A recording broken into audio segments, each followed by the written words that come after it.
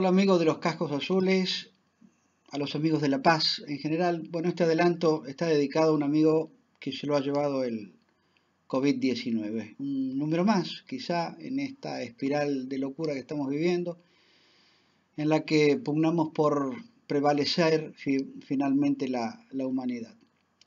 Transitando la anteúltima semana del Ramadán, podemos llegar a definir que vamos a referirnos a roto el termómetro, nadie tiene fiebre. Y le hemos llamado la statiskifobia, por llamarlo en griego. Este odio a lo que podría ser un mal que tenga algún país, que odia verse reflejado en números, que suele tener menos pobre que Germania.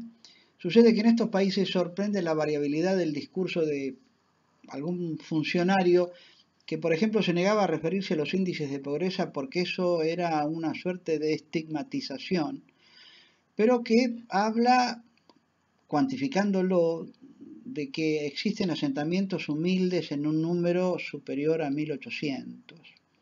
Países que llevan a cabo más de 100.000 por 1 millón de habitantes de test para justamente tratar de detectar el coronavirus, así como el Reino Unido, Corea o Taiwán. Y bueno, y cuentan con barómetros para justamente, siendo fidedignos, tratar de identificar cuál es el problema que los aqueja. México hace menos de 1.000, Brasil menos de 300, 20.000 sería el número que debiera ser la República Argentina. Bueno, pero cuando no hay deseo de encontrar respuestas, se aplica lo que puede ser esa broma de quien busca la billetera perdida debajo del farol, pero no porque la haya perdido justamente debajo de la luz, sino porque puede ser que ahí tenga mejores condiciones para encontrarla, aunque la haya perdido 30 metros en la oscuridad de la calle. Dijimos también regímenes de terror. No sería la primera vez que existe el miedo a los dioses, que los sistemas encaramados en sus gurúes, en sus líderes, hacían temer a su población el flagelo que podrían llegar a someter los dioses. Y esto sucedió tanto en Centroamérica como en tantas otras civilizaciones que llegaron a cierto prestigio. El sistema cretense, bueno, contaba con el Minotauro y como decía Marechal, bueno, había que salir de un laberinto y de los laberintos se sale por arriba y esto también forma parte de ese temor que infundía y con ello podía doblegar, someter, dominar a toda una sociedad. El santo temor de Dios, que la Inquisición hizo lo suyo, lo propio, el Leviatán de Hobbes, que también habla de esta idea de un Estado controlador, el Big Brother de George Orwell en 1984, las bayonetas de Napoleón. Con las bayonetas se podía hacer de todo, pero menos sentarse sobre ellas. Estos regímenes en algún momento dictatoriales, que alguien puede haber creído que eran el régimen adecuado para los totalitarismos.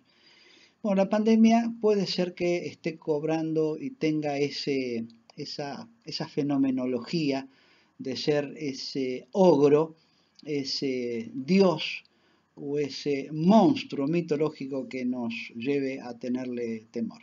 Lo que sí, hablando de los flagelos que en este momento están acaeciendo, el ciberterrorismo es una realidad que tanto tiempo nuestros adolescentes, nuestros niños están frente a las pantallas eh, por esta obligatoria forma de asentamiento, de quedarse encerrado en sus propios domicilios, los lleve a esta captación cultural que, por ejemplo, el Estado Islámico hizo en su momento y llegó a captar cerca de 30.000 extranjeros a integrar las filas de lo que fue esa calamidad y esa locura de un pretendido Estado Islámico.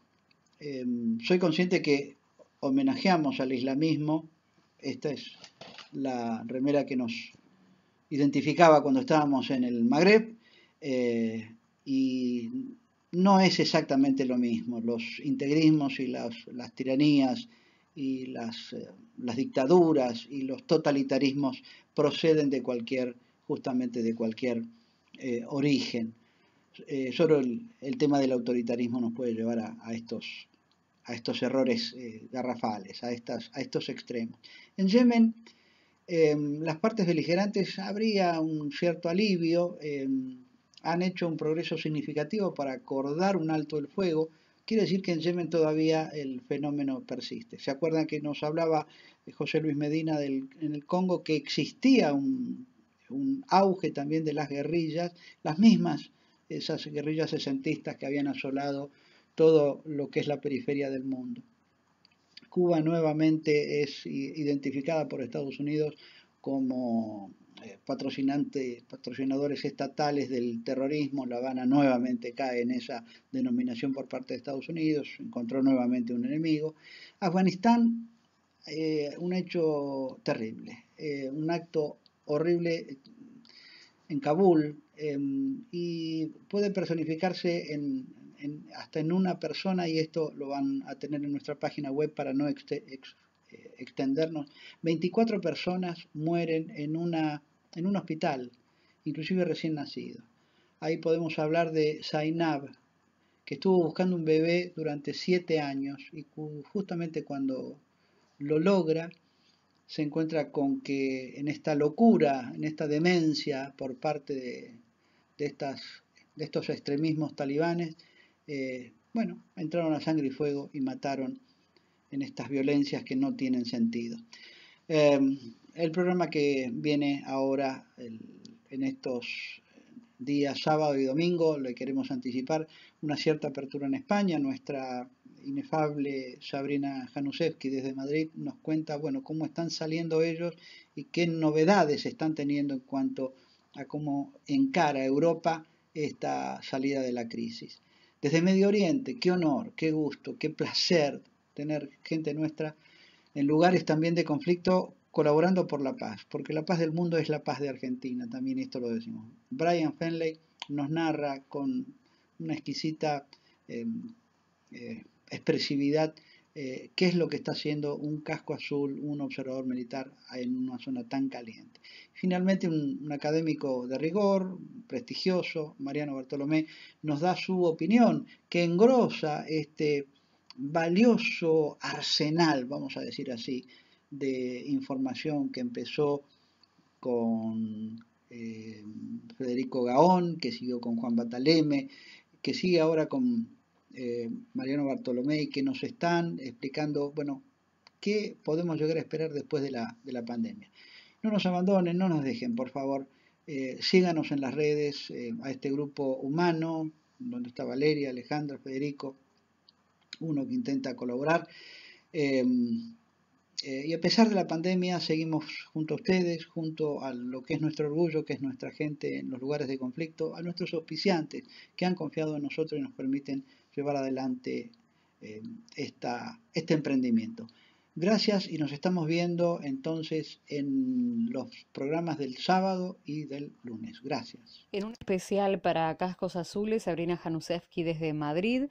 La primera semana de mayo encuentra a los españoles en general, pero sobre todo a los madrileños, en una actitud positiva y optimista. Y esto tiene que ver con que desde el pasado sábado 2 de mayo comenzó Yo creo que sí, definitivamente las misiones son buenas, suman a la integridad a la integración de las distintas naciones, acá trabajando con gente de distintos países, ayuda a entenderse mutuamente de una manera mucho más cercana, que yo creo que facilita las cosas a futuro, al momento de tener que lidiar con algún conflicto o alguna crisis, y también a uno lo hacen crecer, como vos decías, desde el punto de vista operativo. Uno vive cosas de las cuales le puede sacar de jugo, puede aprender de países del primer mundo, de entrenamientos nuevos, de formas de planificación nueva. Todo sirve. Hay gente que cree que esto no sirve.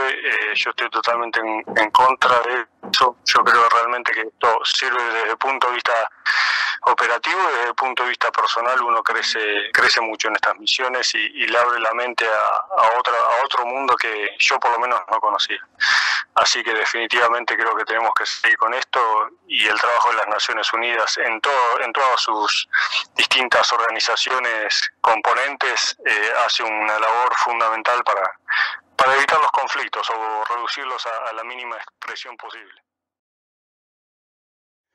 Eduardo, ¿cómo estás? Bueno, en relación a cuál es mi reflexión o cuál es mi punto de vista sobre los efectos de esta pandemia en las relaciones internacionales, yo, de tantas cosas que se pueden decir, yo rescato a grandes rasgos 3. La primera de ellas es que creo que hay una severa crisis de multilateralismo. ¿Por qué digo esto? Porque no veo a los principales organismos internacionales asumiendo posturas que estén a la altura de la gravedad de la situación. Uno podría preguntarse dónde está la OMS, dónde está la ONU, dónde está el Banco Mundial, dónde está la OEA en el plano hemisférico, dónde está en el plano subregional el Mercosur. Espacio, análisis del estado de los conflictos globales y el adelanto del programa Cascos Azules, Argentinos por el Mundo en Misión de Paz. Es auspiciado por Sociedad Militar Seguro de Vida, servicios y beneficios para los servidores de la Nación. Fundación de Apoyo al Instituto de Ayuda Financiera, respaldo a la institución que cuida al futuro de los uniformados. Mutualidad del personal e intendencias militares, servicios y prestaciones de excelencia para sus asociados.